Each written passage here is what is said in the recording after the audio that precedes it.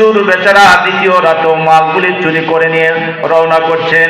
হযরত আবু হুরায়রা আবার তাকে ধরে ফেললেন, ডাক দিয়ে বললেন, প্রথম রাতে ছেড়ে দিলাম, কিন্তু আজকে রাতেও আবার চুরি করতে আসলা কেন? আজকে তো তোমার কোনো ছাড় নাই, কারণ তোমাকে নিয়ে যাব বিশ্ব নবীর দরবারে। তোমার কোরআনের বিচার হবে, কোরআনের শাসন, কোরআনের বিচার করে আল্লাহর নবী তোমার চুরির বিচার করবেন। চলো।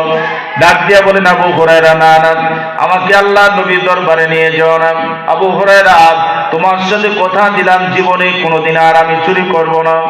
যদি আমাকে নিয়ে যাও আল্লাহ নবীর দরবারে সরকারে দোয়া দাও, আমার হাত দুইটা দেহ থেকে আলাদা করে দিবি। বিবি বাল বাচ্চা পরিবারের জন্য কেমন করে আমি আয় করব, তাদের পেটের খাবারগুলি কেমন করে তৈরি করব। আবু হুরায়রা, তুমি আমাদের ছেড়ে দাও, আল্লাহর হস্তে ছেড়ে দাও, কোনদিন আর আমি মাল চুরি করব না। আবু হুরায়রা দিলের মধ্যে প্রেম জাগলো, ভালোবাসা জাগলো, দয়ার উদ্রেক হওয়ার পরে মায়া মমতায় ঘিরে আবু হুরায়রা দ্বিতীয় রাতেও চোর বেচারাকে ছেড়ে দেয়। আল্লাহ নবীর ইমামতিতে ফজরের নামাজ আদায় করলেন আবু হুরায়রা। আল্লাহ নবী ডাক দিয়ে বললেন, আবু হুরায়রা, আজকে রাতে চোর ধরছো কেন আবার ছেড়ে দিলা? আবু হুরায়রা, যারে ছেড়ে দিছো আজকের রাতেও সে আবার চুরি করতে আসতে পারে।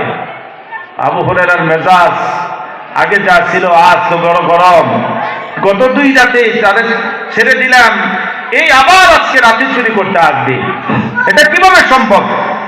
আজকে যদি ছাড়া পড়ে যায়, আজকে কোনো ক্রমেই তাকে ছাড়বো না, যদি ধরা পড়ে যায় বিশ্ব নবীর দরবারে এনে হাজির করব।